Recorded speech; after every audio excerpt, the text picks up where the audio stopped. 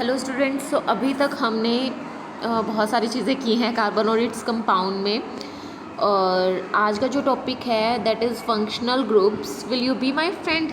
तो अभी तक हमने किसके बारे में पढ़ा है? हाइड्रोकार्बन्स के बारे में। ठीक है, हाइड्रोकार्बन का मतलब क्या है कि जब हाइड्रोजन कार्बन के साथ अटैच हो, कितने भी कार्बन के साथ अटैच हो, ठीक है, तो उसको हम क्या बोलते हैं? हाइड्रोकार्बन बोलते हैं। ठीक है, तो कंपाउंड जिसमें कार्बन और हाइड्रोजन हो, बस उसको हम हाइड्रोकार्बन बोलते हैं। सो कार्बन जो है ना वो बहुत फ्रेंडली एलिमेंट है, मतलब कि वो सभी से दोस्ती करके सभी से बॉन्ड बना के खुश होता है। जैसे कि वो हेलोजन से भी बॉन्ड बना सकता है, ऑक्सीजन से भी। ठीक है, इसके अलावा है नाइट्रोजन से, सल्फ़र से और फॉस्फोरस से। ठीक है, ये जो एलिमेंट है, अगर है ना, जैसे हमने हाइड्रोकार्बन है उसमें से एक हाइड्रोजन को हटा के इनमें से कुछ लगा दिया, तो वो जो है वो अगर उसकी बैलेंस से सेटिस्फाई है, 4 ही बॉन्ड बना रहा है, तो वो है ना क्या होता है कि ना वो सेटिस्फाई हो जाना चाहिए, मतलब बॉन्ड बना सकता है, बस उसकी जो बैलेंस है उसको सेटिस्फाई करना चाहिए। तो जब हमने उस हाइड्रोकार्बन को रिप्लेस कर दिया और एक नया कंपाउंड बना दिया, उस एलिमेंट को जो हमने रिप्लेस किया है हाइड्रोजन को उसके पेरेंट हाइड्रोकार्बन से, उसको हम बोलते हैं हेट्रोएटम। ठीक है, जिस चीज़ को हमने वहाँ से रिप्लेस किया उसको बोलते हैं हेट्रोएटम।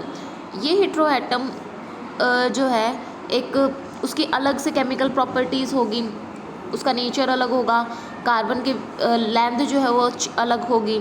ठीक है, और इसीलिए हम इनको बोलते हैं फंक्शनल ग्रुप। तो फंक्शनल ग्रुप क्या होता है?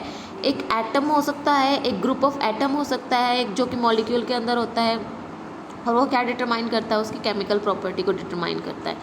ठीक है, अब देखो, जैसे कि हमने ले लिया यहाँ पे इथेन, ठीक है, और इथेनॉल ले लिया, इसको इथाइल अल्कोहल भी बोलते हैं। चलो, इथेन का तो आप पता ही है आपको, इत का मतलब 2 कार्बन, और एन का मतलब सभी सिंगल सिंगल बॉन्ड होंगे सभी के अंदर।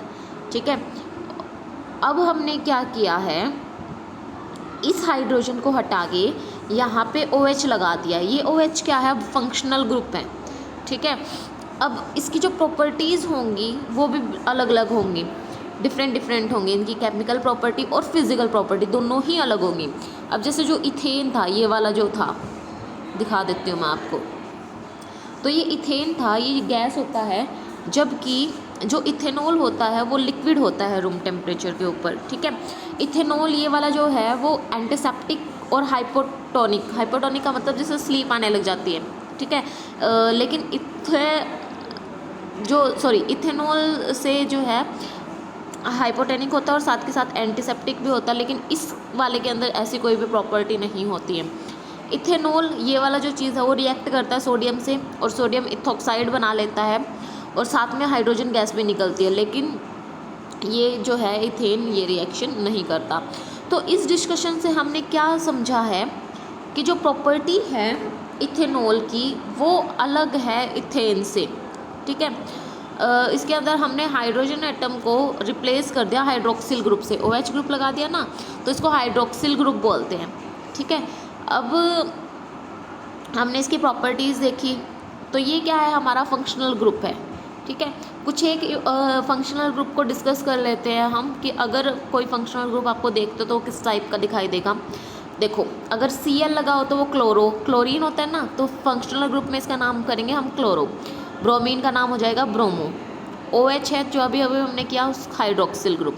अगर C डबल बॉन्ड O है और H है तो वो एल्डिहाइड होगा। ये इस तरीके से भी हो सकता है, CHO, CH और O। ठीक है, उसके बाद है अगर C डबल बॉन्ड है तो उसको हम बोलते हैं कीटोन, C डबल बॉन्ड है तो उसको हम बोलते हैं कीटोन, और COOH है तो उसको कार्बोक्सिलिक ग्रुप बोलते हैं। ठीक है, ये ऐसे भी हो सकता है COOH। ठीक है, किसी भी तरीके से हो सकता है।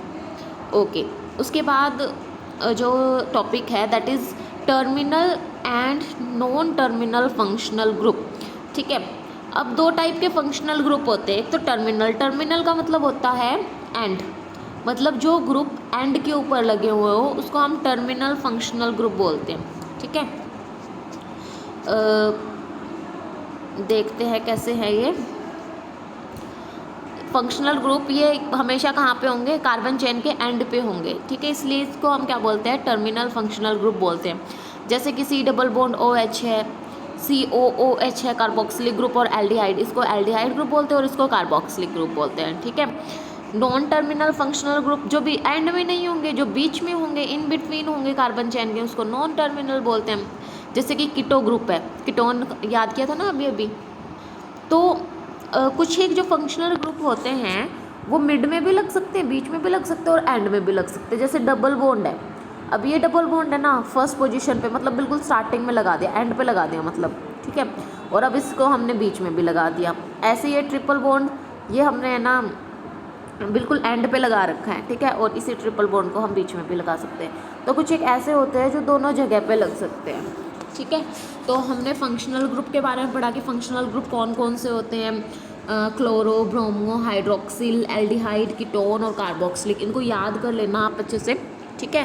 टर्मिनल और नॉन टर्मिनल के बारे में पढ़ा कि टर्मिनल कैसे होते हैं जो एंड पे लगते हैं, और नॉन टर्मिनल कैसे होते हैं जो बीच में लगते हैं, ठीक है। आई होप आपको समझ आया होगा। जो और कल का जो नेक्स्ट टॉपिक रहेगा that is homologous series, okay, thank you.